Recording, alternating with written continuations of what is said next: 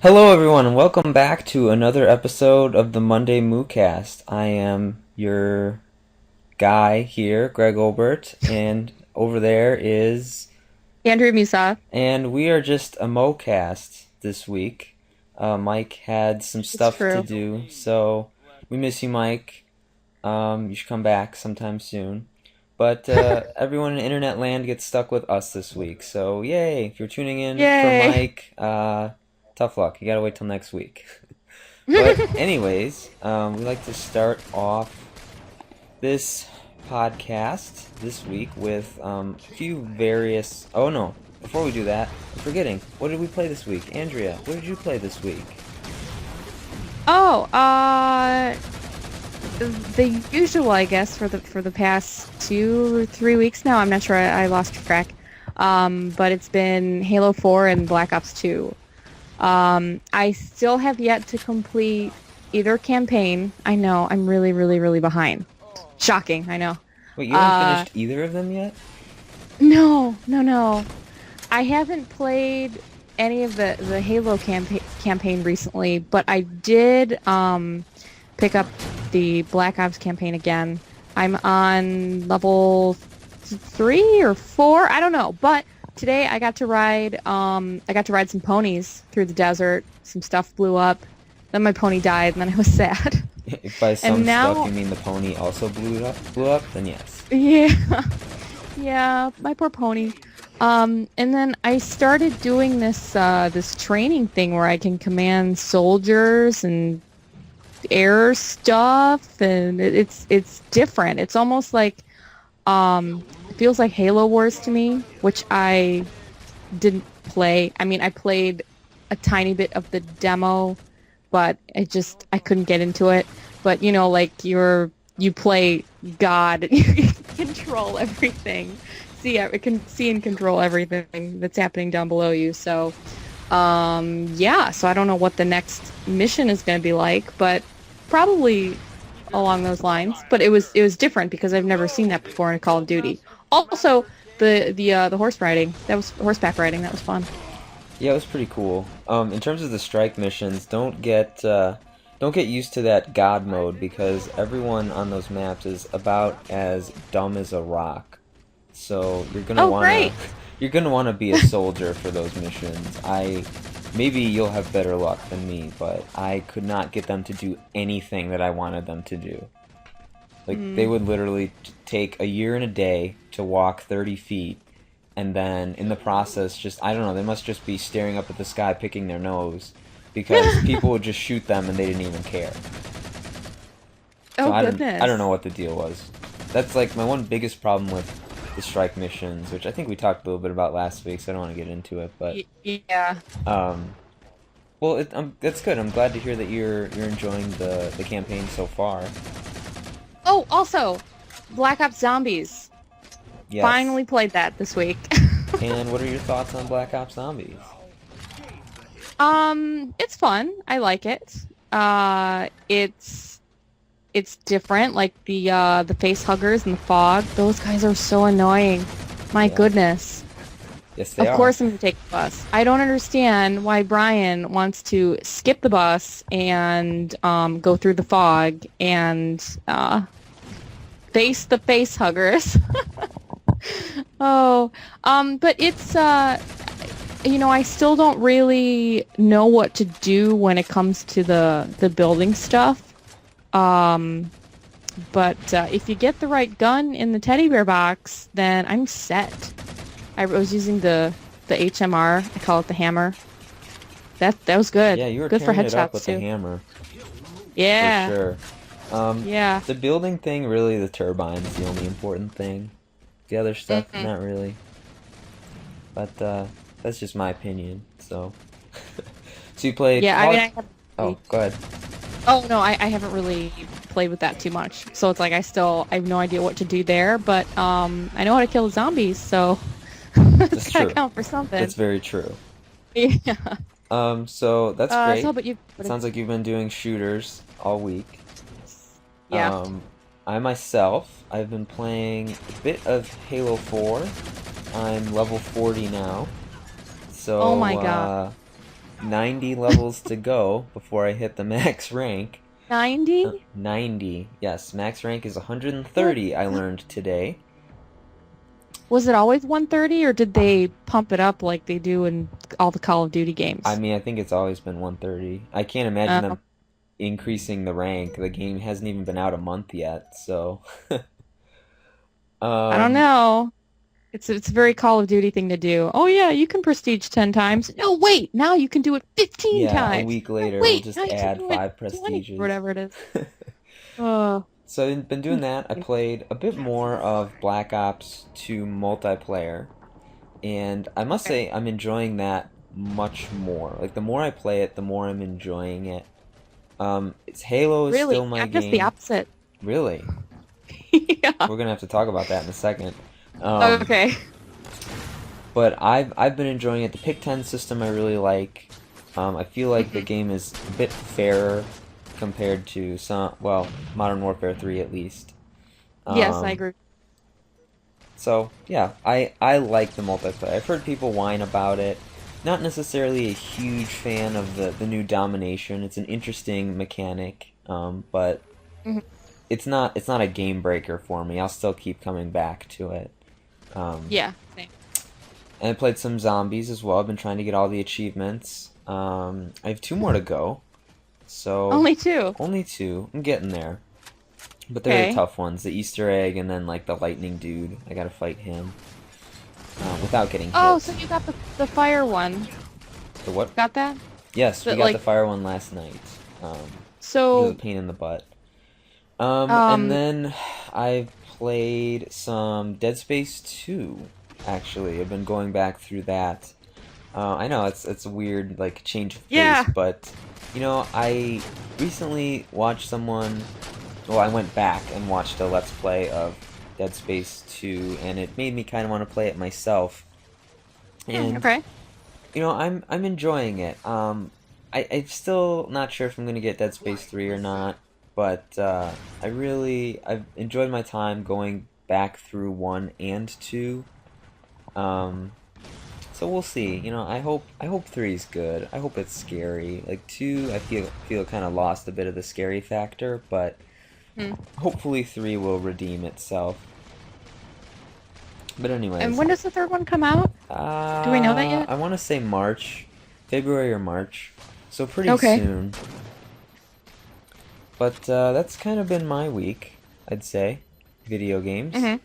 So, oh, before we jump into these stories, okay, so tell me why you don't like the Black Ops 2 multiplayer. Well, I mean, I do like it. I mean, Well, it's I Call of have Duty. We fun know when I you play. have a love affair with it, but Of course.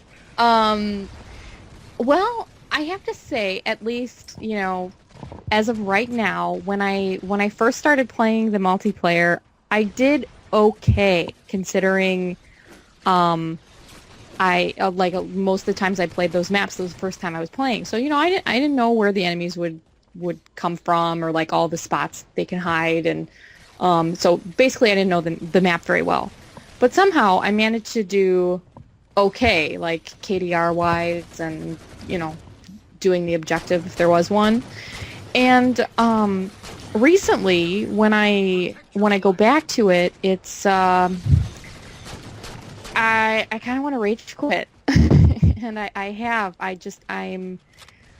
I'm not doing very well. I feel like I haven't found a gun that I really, really like to use, or like or I haven't created a class that I really like. That's sort of my go-to.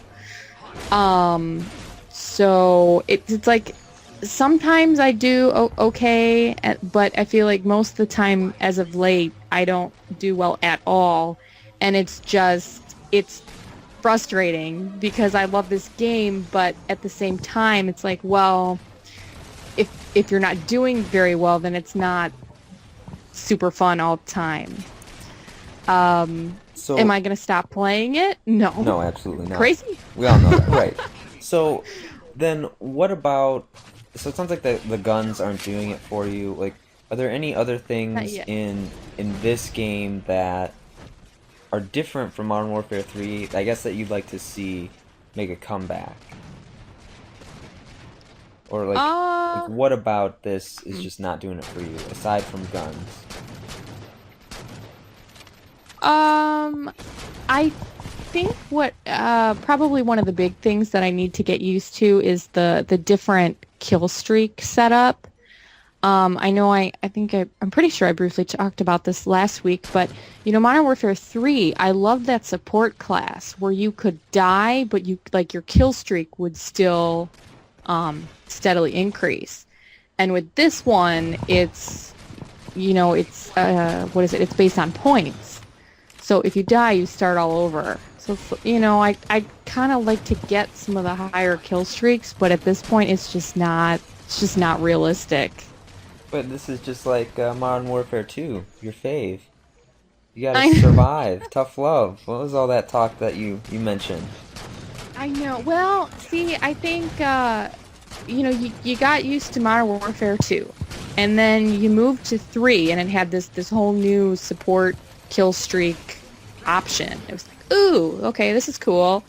And then now with this one, I feel like I'm going backwards. It's like when I started playing Modern Warfare 3, and then I would switch back to Modern Warfare 2 just because it was so tricky for me to go backwards and play the older Call of Duty.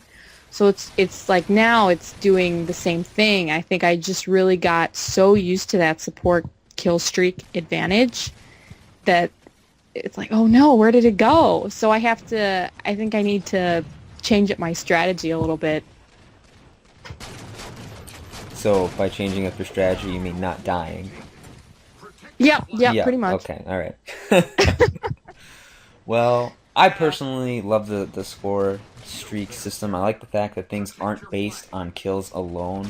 I love the fact that when you play domination, if you capture an enemy flag or the B flag, you get 200 points. 4 points. Which I think is fantastic. That's 2 kills just for capturing that flag. Yeah. I like how everything is... It's more of a continuum instead of just, like, steps. So I guess what I mean is, like, in Modern Warfare 3, each... Like, even taking out a UAV or something, that was, like, a little point towards your point streak.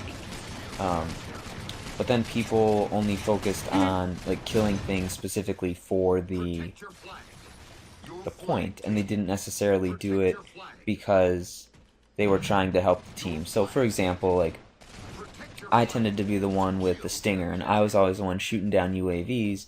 But then once I people, remember. yeah, yeah, I mean, that was your thing. It was my thing, and it still is. But once other people started catching on to, oh, hey, a UAV counts as a point, every single person started carrying a stinger, and they would literally stop what they were doing if they were like trying to, I don't know, move up on a point or whatever, just so they could shoot down this UAV and get another point. Instead of like Which doesn't make sense. Right. Instead of trying to win the game, that's what they were doing. Right. Whereas now, you get 75 points, I think, for shooting down a UAV. So it's almost like a kill, but it's like only the people who really want to help the team are actually going to do that. Yeah. So it's like if you're only going to focus on kills and you only want to get that high kill streak, that's fine. Go ahead and do that. But leave the other jobs to other people. Because if you try and do everything, you're not going to win the game. Right. So, I don't know. I appreciate that. I think it's a welcome change. I hope it grows on you. But, yeah, let us know what you think of such things like Black Ops 2. Because, everyone in the world, I feel like, has 2 copies of the thing by now.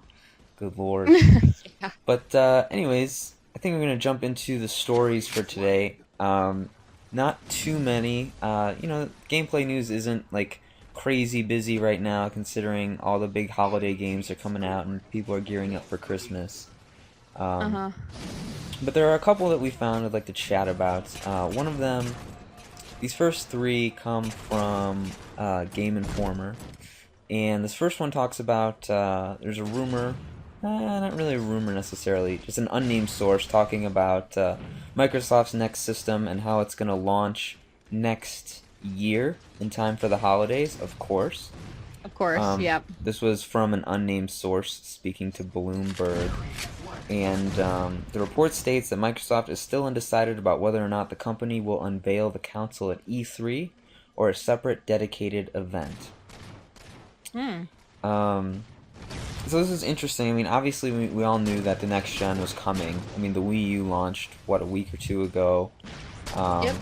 So, I mean, it's only a matter of time before this stuff starts coming out.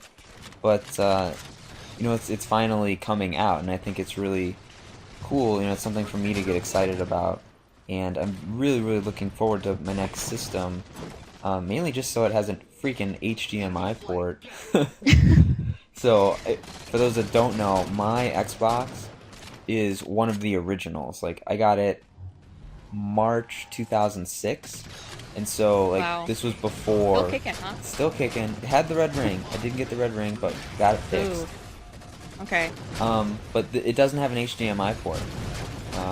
And it came... I remember the original hard drive was 20 gigs.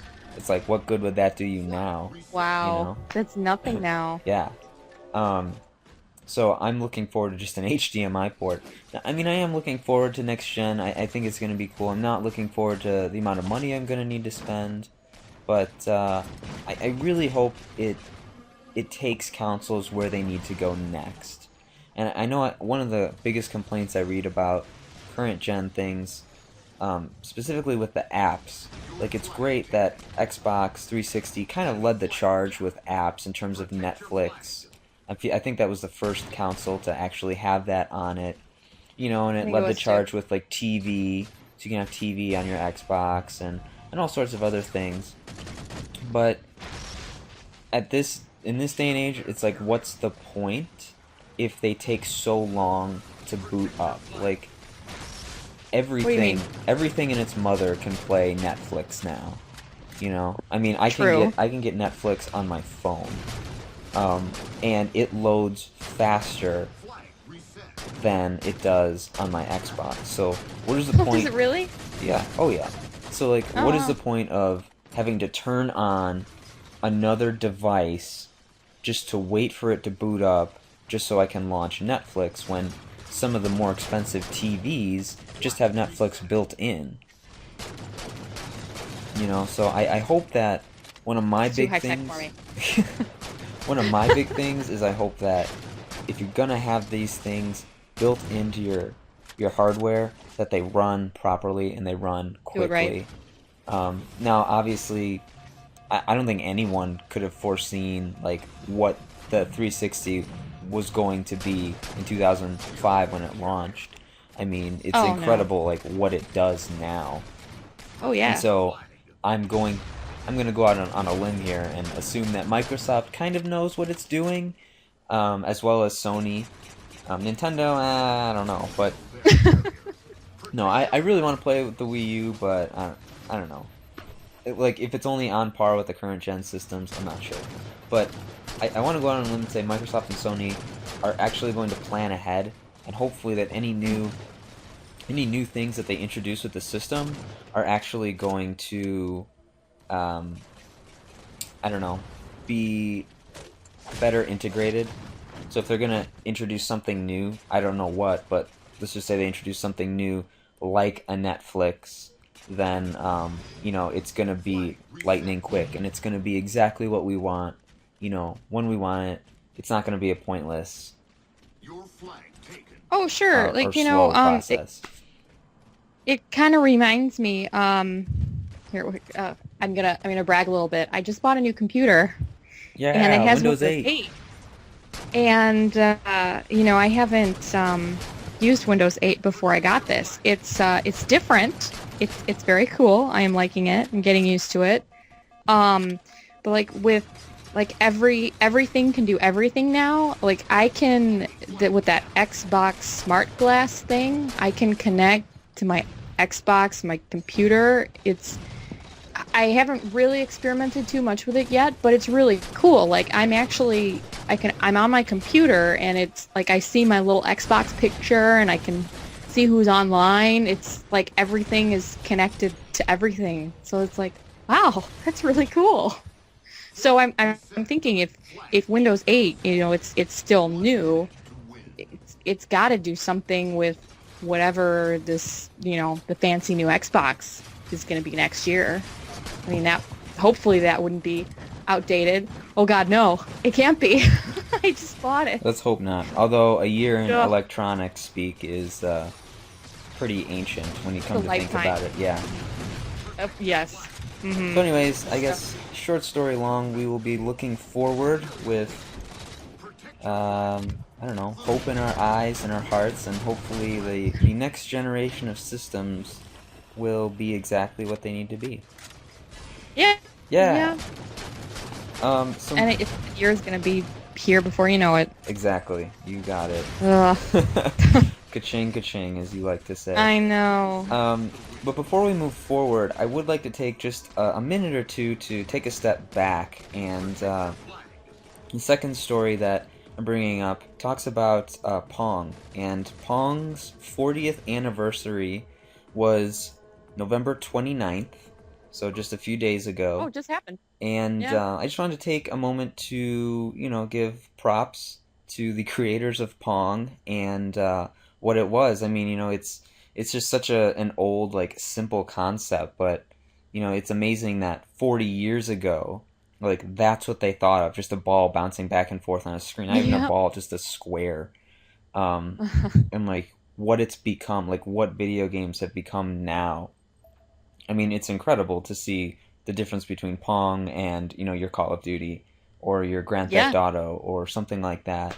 And, I just want to take a minute, I guess, and respect my elders and say, congratulations to Pong. Thank you for your time. I wish, the article doesn't say who the creators were. I don't know off the top of my head, which might be cause for a loss of nerd points.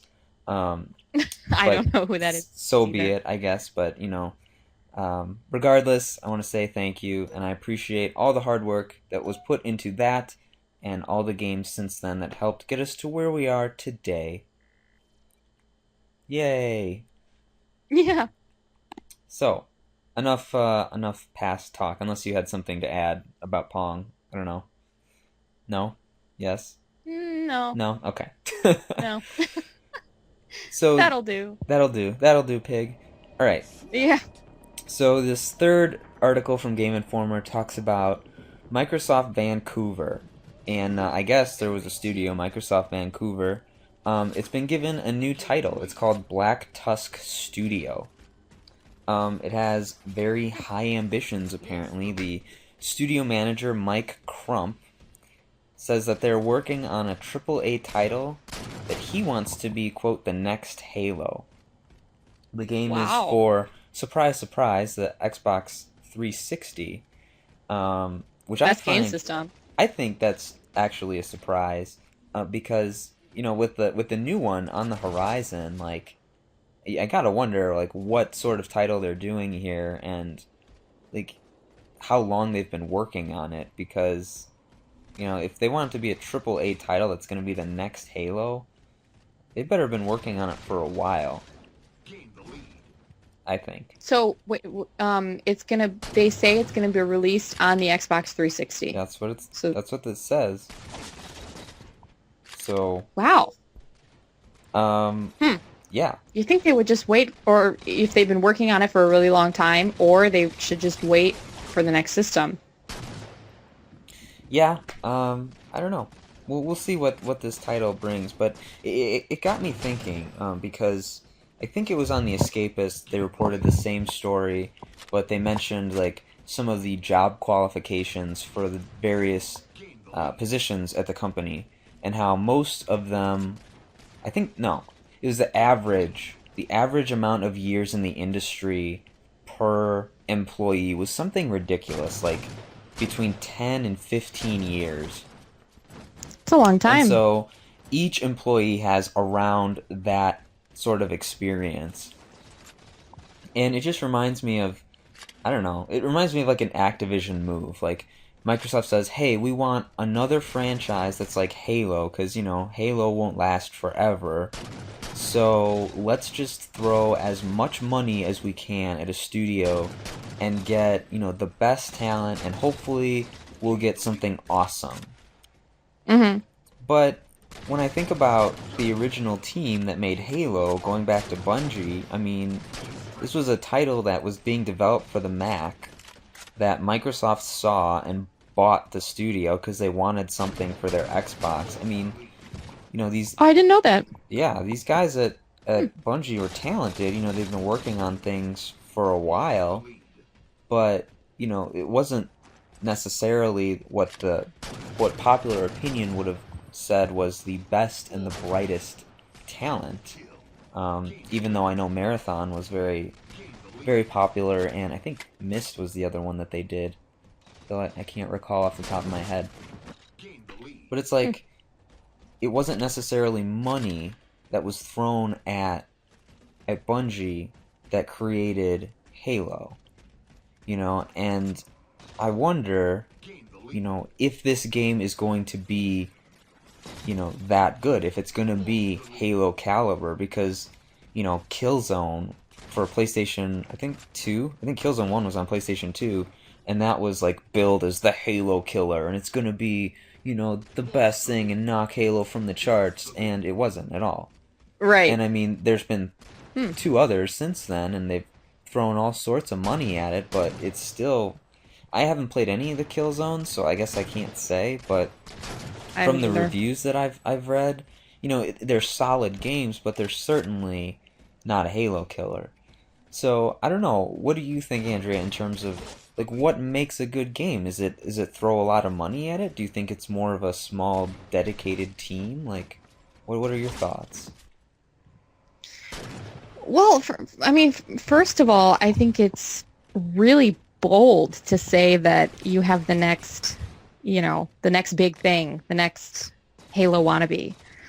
Um, I kind of see it. I mean, you have to have the creative people behind it. Um, I think money can certainly help that process along.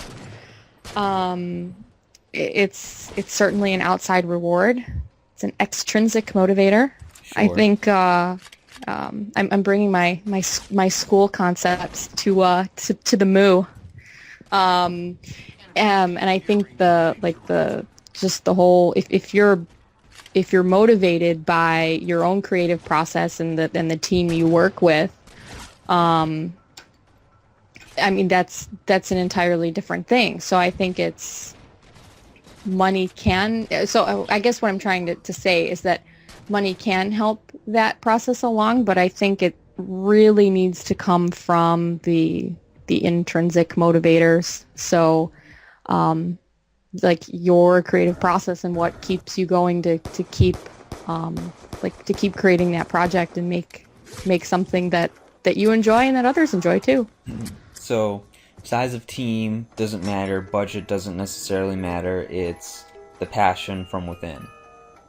Yeah. Okay. Interesting. Yeah. Interesting.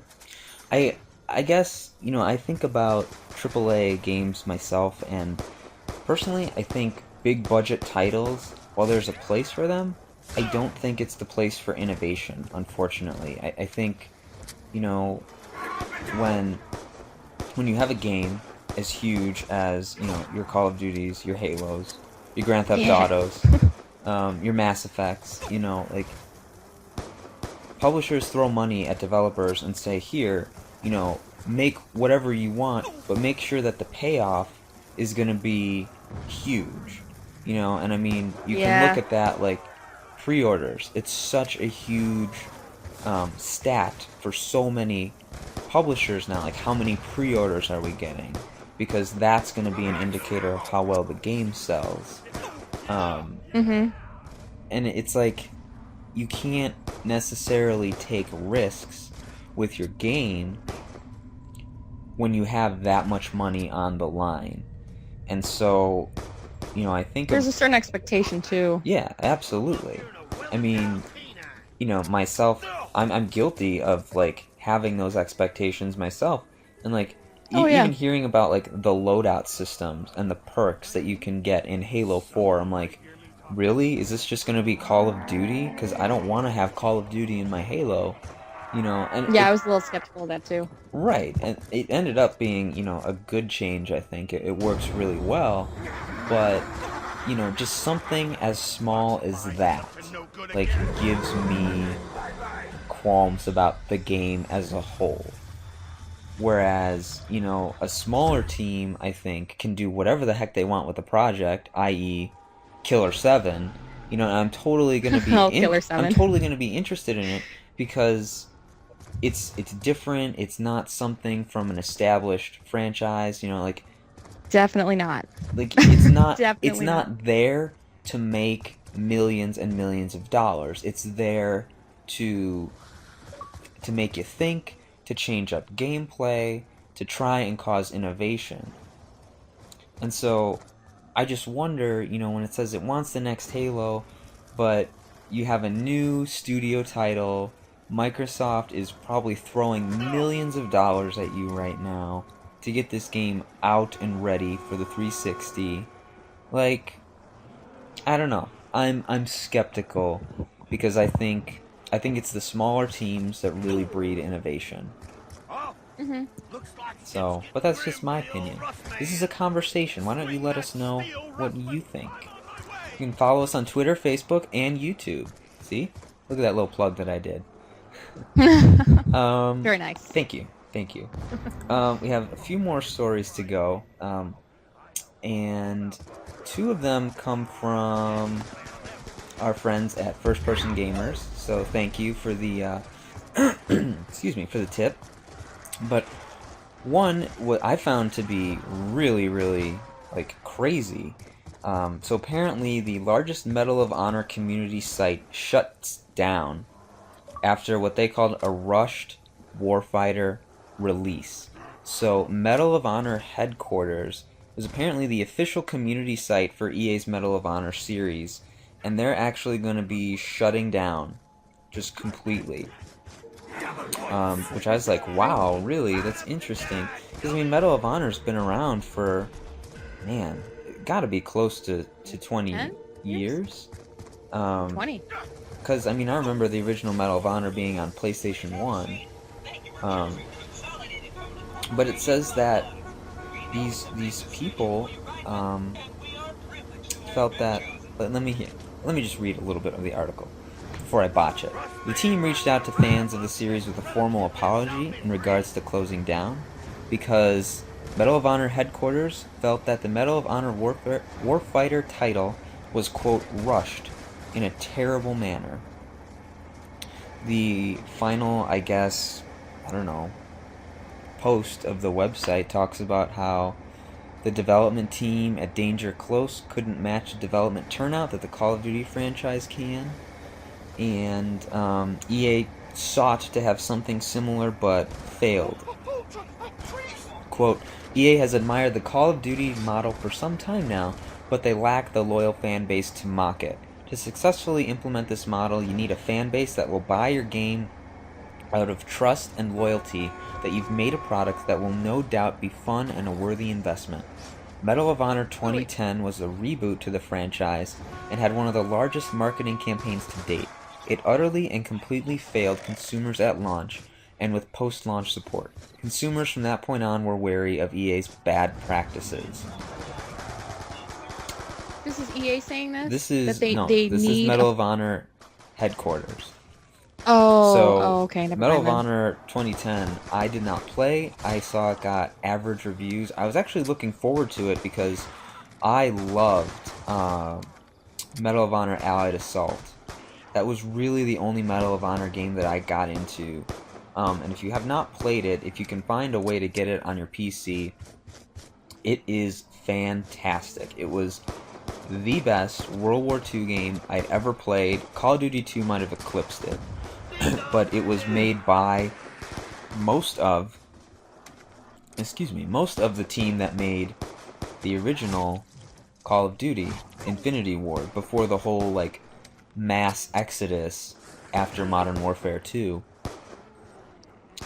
But yeah, so I was really looking forward to this game, and yeah, the average reviews, I'm not going to spend $60 on this.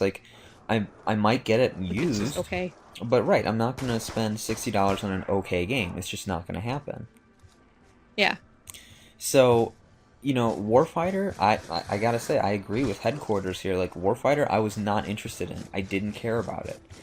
And, one of their complaints about Warfighter was, there was a massive banner, as they said, in the top corner of the game, which advertised the Battlefield 4 beta. And it's like, you cannot sell this game on Battlefield 4 beta alone. Like, people No. it might be an incentive, but at the end of the day, you just spent $60 on a game. Like, I want to play this game, and, from what I understand, I haven't played Warfighter either. I know Mike likes it a lot, but from the reviews I read, it was just kind of boring. So, I don't know, they left their post with a plea to EA, and I'll read this excerpt from it. Quote, "Whatever EA's future may be, we wish them the best of luck and hope to see the proper changes made to their products. Maybe with the largest Medal of Honor community shutting its doors, it may spark interest to take new paths. I would like to extend my gratitude to the community managers for Medal of Honor, Daniel Chin, no longer with Electronic Arts, and Season Mahathavorn, maybe? Sorry if I butchered your name. Sure. Who have done an outstanding job. The problem lies mostly within the upper management of Electronic Arts, not within the hardworking people that make and contribute to the game." I can't say I've ever heard of a community site shutting down, not because there's no interest in the franchise, but because they're just appalled by what their publisher or their developer has done to their game. And I can't say that I blame them, because again, the stellar production values of Allied Assault were incredible and just blew my mind at the time. And I know, a couple releases after, they were still good, but then it just kind of disappeared because no one wanted to do World War II games anymore. And it's like, now they bring it back, and instead of Medal of Honor leading the charge, it is one of those wannabe clones of Call of Duty. I don't know, do you have any It's thoughts? unfortunate, but it's true. It is true. There's so many people trying to be Call of Duty, and it's like, Yep. you need to stop. You are not Call of Duty. You are whatever. Like, you are Medal of Honor. What can you do different? I mean, I agree, because when I play Call of Duty, I expect to play Call of Duty. But if I want to play another game, I don't want to feel like I'm playing Call of Duty, because that's what I play Call of Duty for. Right. So it's a shame that so many games feel the need to, like, oh, we have to be like Call of Duty. No, stop it. No, you don't. It's very, very true. So, we wish you the best of luck, Medal of Honor, community site people, and hopefully EA gets the message, because I really think they need to step up their game if they're gonna continue making good games, for that matter. Gosh, we are such EA haters on this MOOcast. It's true. It's not so much that I hate the developers or necessarily the games. It's just, it's the nature of the beast, I guess. Like, Yeah. publishers are there to make money, and, it's a business. I understand that. But not criticizing them on their bad choices, and their bad habits, like, that's not going to help anyone. And Right.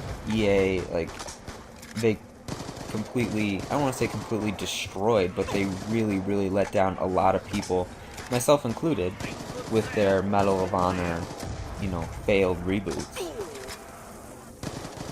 I don't know.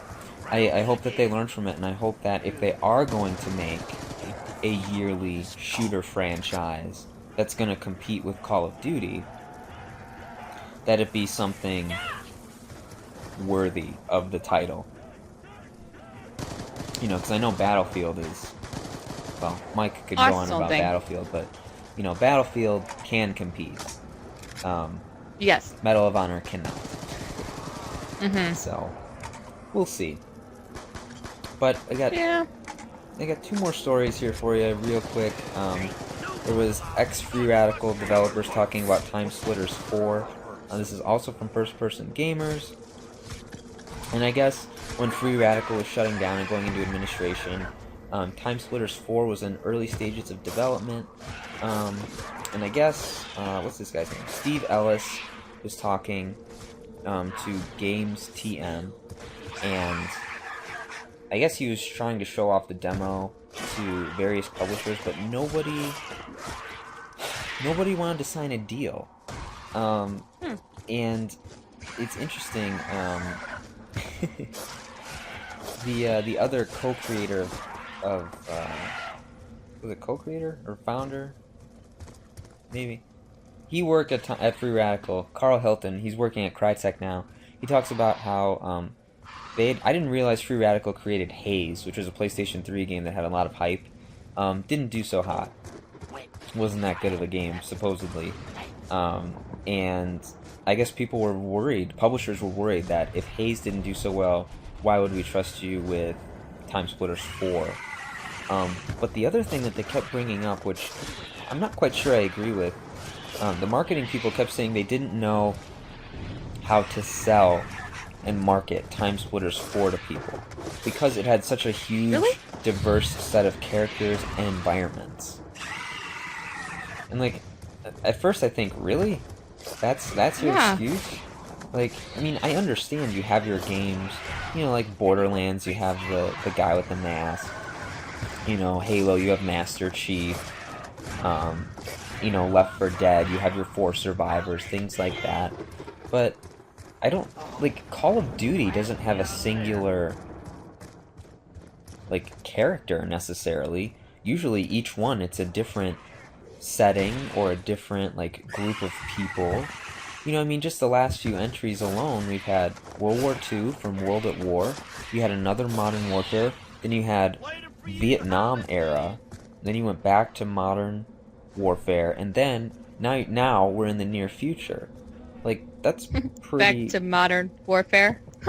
Yeah, probably. But even, you know, if you mention it from a marketing standpoint, that they don't know how to market this, I was just thinking the box art, the box cover art for each of the, like, the most recent Call of Duty games, I can't think too far back, but you can't really tell who it is.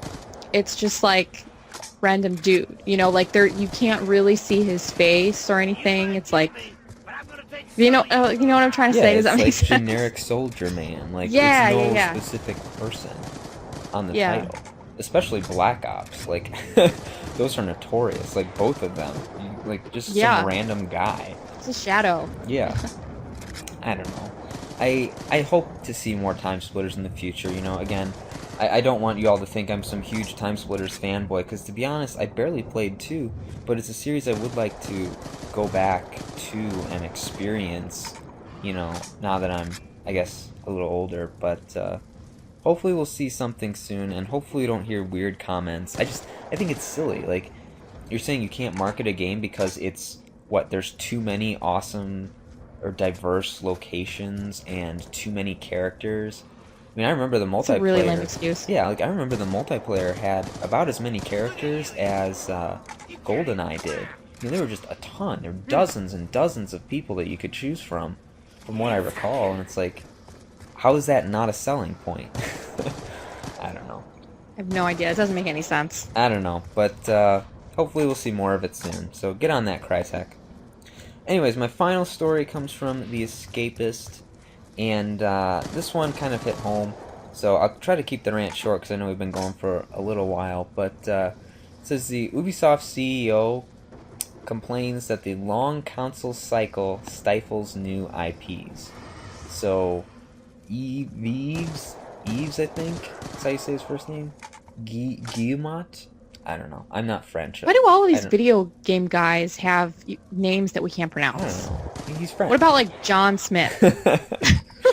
Nope. Alright, so Ubisoft CEO John Smith. Yeah, there you go. So he's talking about the current console cycle and how Previously it was 5 years, and then you had a new system. But now, since 2005, it's been 7 years, and, we still don't have a new system. And so, come, next year is when we're going to have the two big heavy hitters with Microsoft and Sony. And I mean, the Wii U came out, so I guess it's been 7 but he says that transitions are the best ways to make all of our creators take more risks and do different things. He goes on to reaffirm, I want to say it was an EA person, it was a few weeks back, one of the shows, how new IPs don't sell well at the end of a console cycle. He says, even if new IPs are good, they don't sell as well late in a console generation. He says, gamers are more willing to buy new ideas at the beginning of the cycle because there are lots of hardcore gamers and those guys want new things. The mass market will be more interested in having the same experience. Conversely, the mass market has entered into the console by the end of the generation, and the mass market will be more interested in having the same experience and doesn't want to take as many risks because it's not aware as much of what it's going to change. So there you go, that's his opinion. And I mean, it's interesting because, Zombie U just released for the Wii U, and that's an Ubisoft game, so that's a new IP. But, I really have a hard time believing these people with their new IPs don't sell well. And this specific article talks about Sleeping Dogs and Dishonored and how they sold really well, I guess. Yeah, they did. And I don't know, it really irks me because he's talking about, now it's a 7-year cycle, and woe is us, the big multi-billion-dollar publisher, stifles creativity this 7-year cycle. Yet you're the people who aren't releasing new IPs and holding them hostage, so to speak, so that you can release them on a new system. I mean, who's really stifling creativity at this point? Because I don't think it's a 7-year system. Again, like what we mentioned earlier with the 360 and like what it can do now.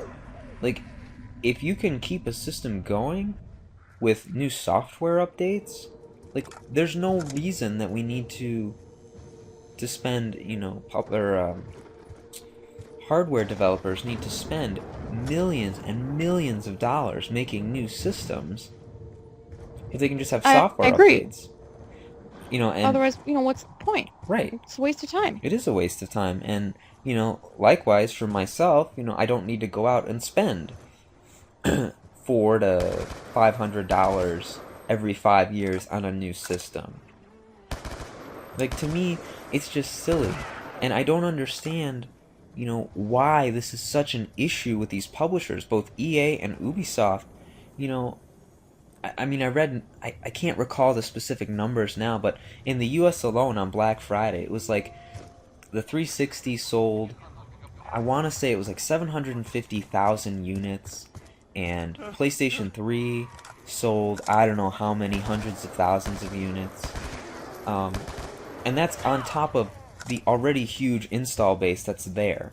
Like, why are you not taking advantage of this? There are already graphics engines, physics engines, all sorts of engines that have already been developed.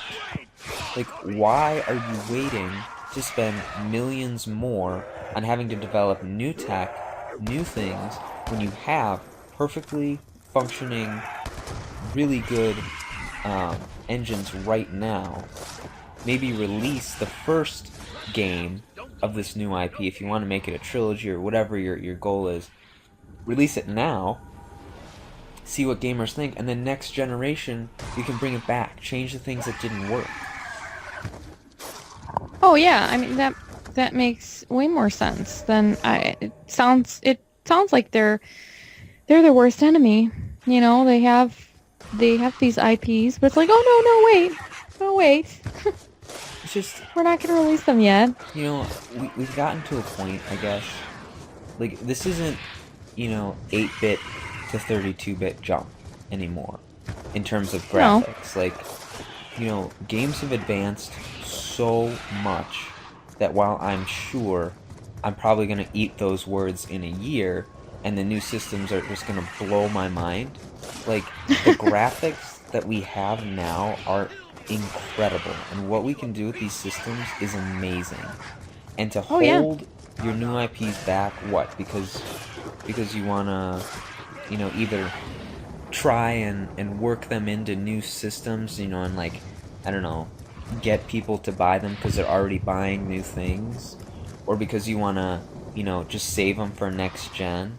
Like, you're just completely ignoring the millions of dollars that you can make right now. And I just Mhm. think, especially if you release it during a time when nothing comes out, I don't understand for the life of me why no publisher will release a game during the summer. I don't understand it. The summer months are so boring. There's nothing that ever comes out, and yet, two of the games that I remember getting over the summer being, two of my all-time favorite games, Star Wars Knights of the Old Republic and BioShock. Nothing else was out. They sold millions of copies. It's like, if you promote your game and actually release it when nothing else is coming out, you'll make the sales. But when you just cram everything in at the end of the year, it's not going to happen. I feel like there's got to be some kind of reason behind it. Cause no one does it. You're right. I wish the popular releases would come out in the summer because I usually have a little bit more free time. If I could play Call of Duty, the latest Call of Duty or the latest Halo in the summer, awesome. But no one does that though. None of those big titles come out in the summer, and it makes me wonder why. I feel like there's probably more to it. I'm sure there is, and I'm sure there's some sort of numbers on their side, but from just, I guess, little old me's perspective, if you're the next Call of Duty and you release in July instead of November, you are still making $500 million day one. True. It doesn't matter. Like, your Call of Duty, you're gonna make the money. I don't know. But those are my thoughts on it, and those are Andrea's thoughts on it. And so we'd like to know what your thoughts are. So again, if you're new to this show, you can check us out on Twitter, Facebook, YouTube. You can subscribe, comment, do all sorts of things. You can check us out at MondayMOOcast.com. And you can download our podcast on iTunes, which is awesome, because you should totally do that. But this upcoming week, Andrea, what do you think you're going to be playing? I don't know, Greg. No. Of course I know. I don't need your It's gonna be sass, More Musolf. Halo 4 and Black Ops 2 for sure. Okay, more shooters season extravaganza 2012. Yep. Cool. I'm probably gonna be doing the same, so that'll be good, I think. But here we are. It's like 53 minutes, and we're so worried about this episode going short. So I hope you enjoyed this, I guess, a little longer episode of the Monday MooCast. Again, thank you so much for listening. Be sure to check us out on all those places. Again, Twitter, Facebook, YouTube. Subscribe, comment, share with your friends iTunes. if you liked it. We really appreciate any sort of feedback that you can get. Um, if you're new to the channel or the podcast, again, on YouTube, we have Mario Hacks, which is what I do. Andrew released a couple new commentaries. We have a Let's Play of Killer 7, which you should totally check out because it's super, super weird. But I love every second of it. And I think that's all I got. Andrea? Well, we are down in person this week. We're down in person, We're yes. missing Mike. We're missing Mike. So if you're new, come back next week and get to see Mike, or hear Mike, I guess, and all his wonderful, awesome radio voice, golden voice goodness. Seriously, he's got a good He's the radio loud voice. one, It's so really good. you can't miss It's him. also very loud. Yes, yes, indeed. But anyways, I think that's going to do it for us. Thank you again so much for listening. This has been Greg, Andrea. Until next time, moo! Moo!